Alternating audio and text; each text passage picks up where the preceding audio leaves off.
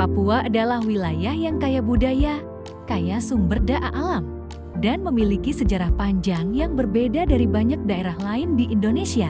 Namun sampai hari ini, sebagian masyarakat Papua masih menyuarakan keinginan untuk merdeka.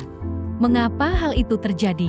Dan apa sebenarnya yang bisa dilakukan Indonesia agar masyarakat Papua merasa nyaman, dihargai, serta tetap ingin menjadi bagian dari Indonesia? Mari kita bahas secara jelas dan mudah dipahami. Aspirasi kemerdekaan Papua tidak muncul tiba-tiba. Ada latar sejarah panjang di belakangnya. Pada akhir 1950, Belanda mulai menyiapkan Papua menjadi wilayah yang punya pemerintahan sendiri. Bahkan pada 1961, Dewan Nugini Belanda membentuk simbol identitas Papua, seperti lagu Hai Tanahku Papua dan bendera bintang kejora. Lalu Indonesia dan Belanda berselisih mengenai status Papua yang akhirnya diselesaikan lewat perjanjian New York ke 1962. Pada tahun 1969 dilakukan PEPERA atau penentuan pendapat rakyat. Secara hukum internasional, PEPERA diterima. Tetapi secara sosial, banyak orang Papua merasa proses itu tidak memberi kesempatan bagi seluruh rakyat untuk memilih. Perbedaan persepsi inilah yang menjadi akar kuat munculnya gerakan kemerdekaan hingga sekarang. Meskipun Papua sangat kaya akan sumber daya alam, banyak masyarakat Papua merasa belum merasakan hasilnya secara langsung. Selama puluhan tahun, pembangunan infrastruktur, layanan pendidikan, dan kesehatan berjalan lebih lambat dibanding daerah barat Indonesia. Kesempatan kerja formal juga banyak diisi pendatang karena persoalan pendidikan dan keterampilan. Hal ini menimbulkan rasa ketidakadilan. Papua kaya, tapi kenapa orang Papua tidak hidup sejahtera? Ketimpangan inilah yang memperkuat suara Papua ingin mengatur diri sendiri.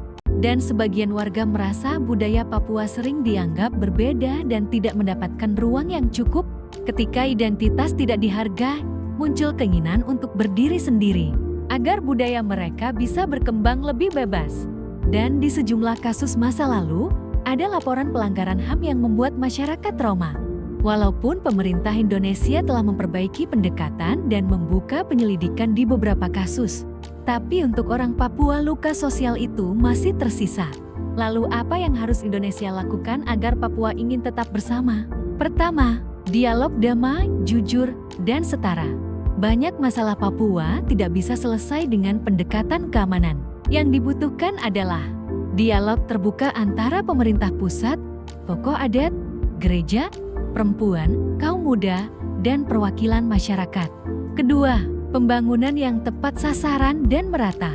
Pembangunan tidak hanya soal bangunan atau jalan, tetapi juga memanusiakan manusia. Yang harus diprioritaskan adalah pendidikan berkualitas di daerah terpencil, fasilitas kesehatan yang benar-benar berfungsi, transportasi publik yang memudahkan masyarakat, dan pemerataan ekonomi untuk masyarakat lokal. Ketika masyarakat merasakan hasil pembangunan, rasa memiliki terhadap Indonesia akan lebih kuat. Ketiga, mengangkat dan merayakan identitas budaya Papua. Papua harus diposisikan bukan sebagai daerah lain, tetapi sebagai bagian berharga dari identitas Indonesia. Keempat, transparansi pengelolaan sumber daya alam. Masyarakat Papua harus melihat secara jelas bagaimana tambang, hutan, dan proyek besar dikelola. Transparansi akan membuat publik percaya bahwa kekayaan alam Papua tidak hanya dinikmati perusahaan, tetapi juga rakyat. Jika Papua merasakan manfaat nyata, keinginan merdeka akan berkurang. Aspirasi kemerdekaan di Papua lahir dari sejarah panjang, pengalaman hidup, dan rasa ketidakadilan yang dirasakan banyak orang. Namun dengan dialog, pembangunan yang tepat, keadilan, dan penghormatan terhadap budaya, Papua dapat menjadi bagian Indonesia yang maju dan damai. Pada akhirnya, yang diinginkan masyarakat Papua sebenarnya sederhana: dihargai sebagai manusia, dilibatkan sebagai pemilik tanahnya, dan diperlakukan sebagai warga Indonesia yang setara.